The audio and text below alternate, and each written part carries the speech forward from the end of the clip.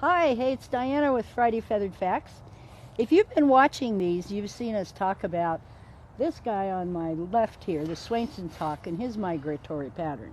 Today, we're going to focus on our cold weather bird, and Art is here to tell you about the rough-legged hawk. So the rough-legged hawk, an Arctic and subarctic breeder, northern boreal forest and Arctic tundra, all the way up to Inuvik, the Arctic Ocean.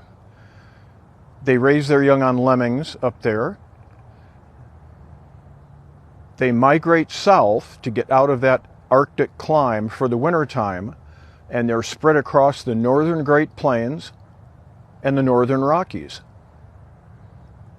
Very often in our part of the world here, in the south end of the northern Rockies, you'll see rough-legged hawks in the wintertime sitting on fence posts along roadways. And when they move into an area, you can see several per mile.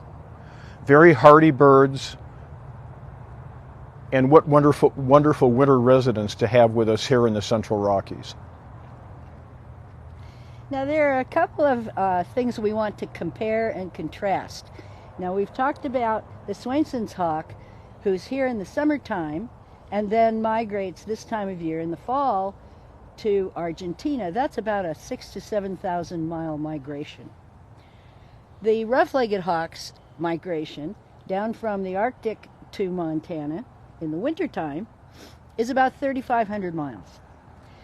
Now, if you take a look at these birds, the physical differences, our warm weather bird is more sleek, not as heavily feathered. The feathers do not go all the way down to his feet. It's hard to tell that with the bracelets on. Whereas the rough-legged hawk looks bigger, he's fluffier, he's much more heavily feathered, and he's called a rough-legged because the feathers go all the way down to his feet. Comparing their weights, they are very similar, within a few grams of each other. So all those feathers don't weigh anything, but they just make him look bigger.